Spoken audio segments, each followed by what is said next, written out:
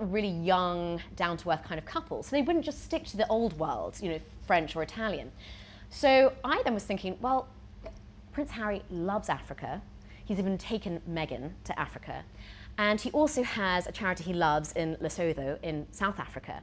And South Africa is making fantastic wines. And their white wines in particular, I think, are just so exciting. So I've actually chosen this wine here. It's called Serwer, and it's from the Swartland, which is probably the most cutting edge, cool, funky wine producing region in South Africa. And they're a pretty cool couple.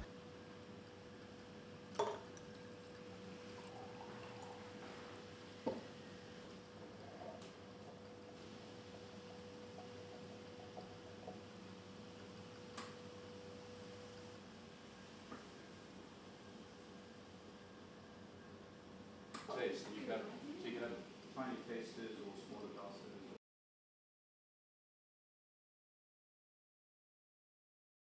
Apparently, Meghan is a huge fan. She's got expensive taste, but good taste, of the Super Tuscan Tianello, which is probably around £270 a bottle. 300 depends where you're getting it from. So if you want a really succulent, similar taste to these sun-baked grapes in Tuscany, there's a wonderful winery in Amelia Romagna. Meghan is meant to be a wine lover, and she loves, and she talks about her love of wine. So I think she probably would have, at least with the reds, I think she definitely will have input. And I can absolutely see Prince Harry and his friends enjoying this very convivial wine, which is then, it's reflected in the rather fun and colourful label. So this is very easy to drink on its own, but will be fantastic with a meat dish, which I'm sure they will have. It's also £14 a bottle. So this is, I think, much more in keeping with their ethos and being savvy with what they do decide to spend their time and money on.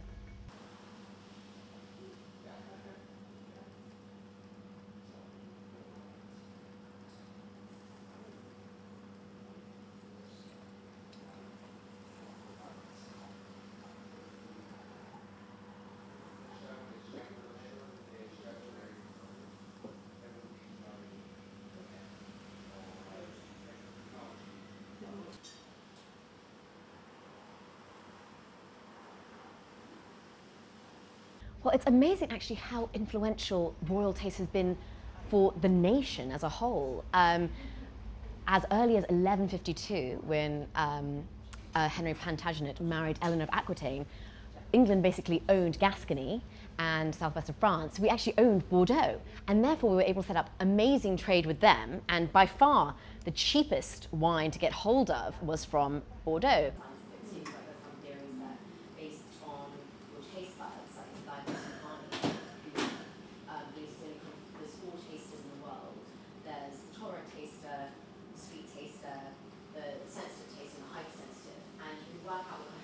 In the 1300s, they would say about 300 million bottles of today's modern wine bottle was reaching British shores. And I must admit, Bordeaux wine was very different back then. It would have been more like a really, really bad mulled wine, because back then, Bordeaux was marshland. They had to wait until the Dutch came to drain it all out to actually make any wines of real quality, which is what we think of when we talk about claret or Bordeaux wines now.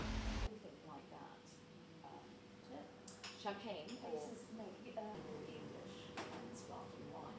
So who are the next big buyers after the Americans? I think you want to have a toast, so they'll probably have a royal wedding breakfast, and you want to have something sparkling. And I wanted to go down the vein of what Wills and Kate did, because I think the royal family, they love their English wine.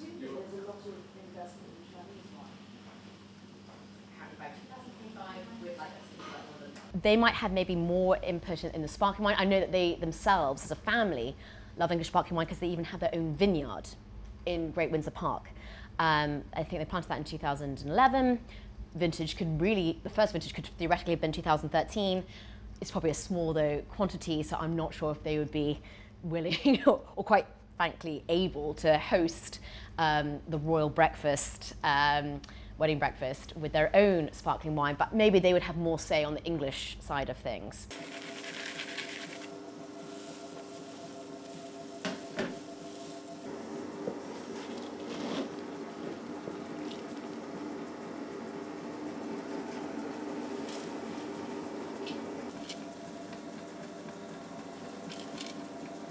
They've definitely chosen their wedding cake, which is not the traditional wedding cake. They've absolutely had their kind of imprint on that, and they've chosen banana cake.